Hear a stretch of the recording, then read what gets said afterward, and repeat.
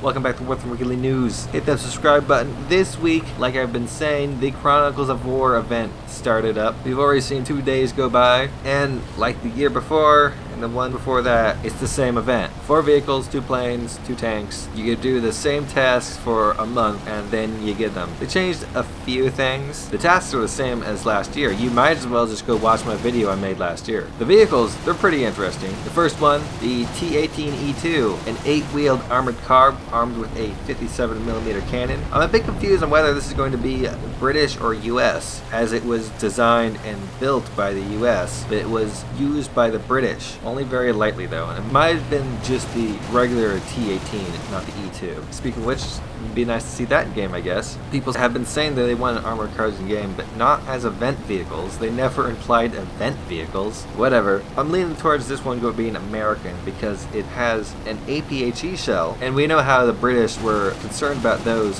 harming the enemy tank crew.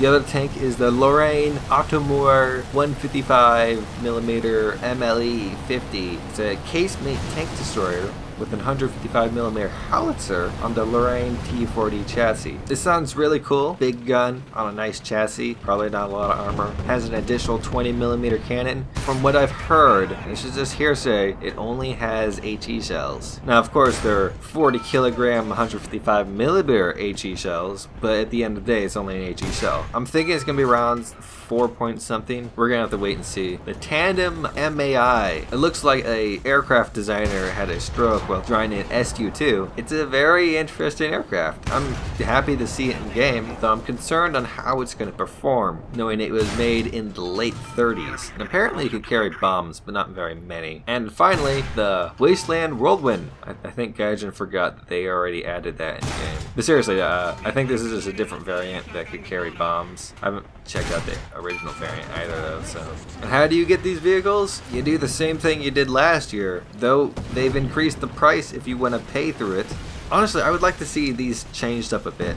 I made a rant about this last time, and how uninspired and lame these are. It'd be kind of cool if they changed along with what battles were happening. Whether it was a city defense map or one of the battles of the Pacific, it'd be kind of cool. Unfortunately, Gaijin Seems has no plan for like that. At least I'd like to see a lot, and I'm gonna push this. And I should probably make a suggestion on the forums and then have it be closed. And one of the issues that always happens with these is that people always, in the lineup of possible vehicles, pick the highest battle rating vehicle because they want to get kills, they want to get points, they want to get wins. So they should have one of them be if the kill vehicles of 1 BR higher than yours. This should incentivize people to use lower ranking vehicles. This will make it so there are vehicles that are easier to kill. Now here's a major misconception that happens a lot in these, is that you have to do them in the event. You actually don't have to do them in the event. If you look at the challenges, you'll note that they're tied to certain maps, not the event itself. So you can do these in random battles. It's just that you're not guaranteed to have that certain map, while in the events you are guaranteed to have these certain maps. So if there's ever one of these in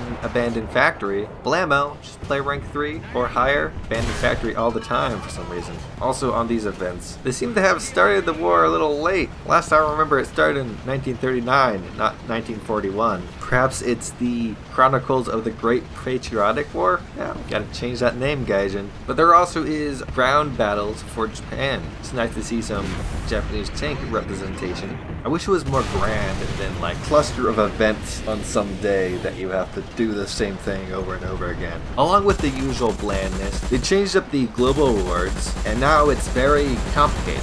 So instead of just waiting for the community to do all their challenges, now you have to wait for the community to do it, and you have to do them on your own to get the 2 vehicles that they are offering.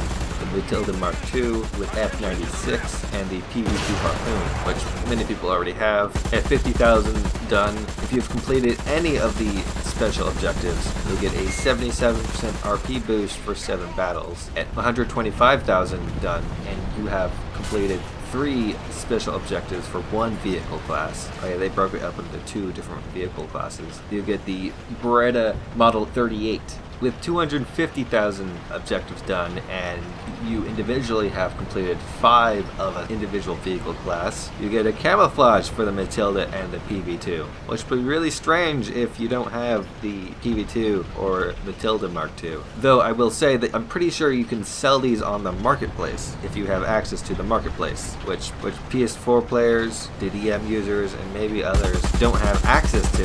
It's just going to be sitting in their inventory, or they'll have camouflages unlocked to something they don't have. If you have 7 objectives done for one class of vehicle, you get the blueprints, not the vehicle themselves, the blueprints for the Matilda and the PV2. Now, when you can do these tasks and get trophies, which can also be sold on the market, but how you get the PV2 and the Matilda is you have to do 12 of these tasks to unlock these parts, which can be sold on the market, and you have to have the blueprints. So essentially you can buy the Matilda and the PV2 off the market, well, both parts of them, the blueprints and the parts, and combine them and get it yourself. What I can see happening is these being sold for probably about 20 or so bucks, maybe 40. What's really annoying though is the objectives themselves have to be done in rank 3 or higher, but the Chronicles events are starting out well below rank 3. This is counterintuitive. So now people are going to have to grind 2 different things till like halfway through the Chronicles event. There's already enough grinding in the Chronicles events. There was a box added to the Warbond shop that gives you event vehicles, which I've been trying to grind towards. I happen to have just about all the vehicles out there. I'm hoping to get the one I don't, but if I get one I do, hopefully I can sell it on the market for a high price and just buy the PV2 and the Matilda, because I don't think I'll have enough time to complete these things. Alright, enough of that. Updates. A bunch of vehicles got their flight models changed, including 2 SB2Ms that were removed from the game long before I joined. And the Lorraine T40, AMX50, AMX50 French word, and Object 906 had their fry rate increased to about 4 seconds. This is ridiculous, especially for the Object 906, which in response to this did have its battle range changed from 7.0 to 7.3. Real big change there for this vehicle that definitely isn't overperforming for its tier. It definitely fits in just right at 7.3. There were lots of other battle ratings changed, including the Meteor F Mark 8 is now at 8.0. The Hitler Bolt is now at a matching battle rating of the Freedom Bolt. The Yak 23 is now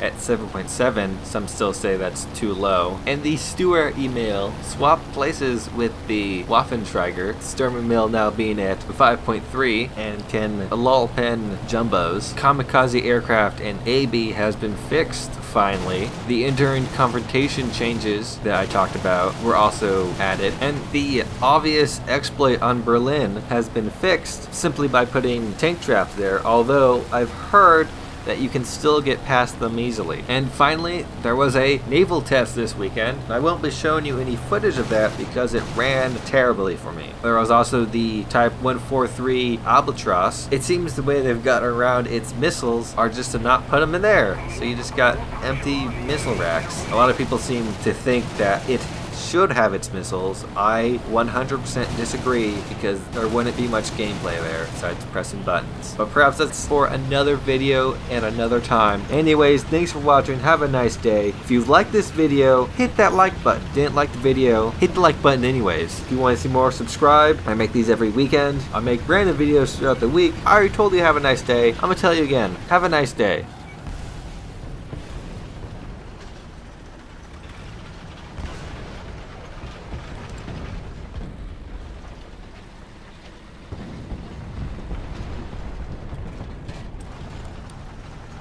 Captured most of the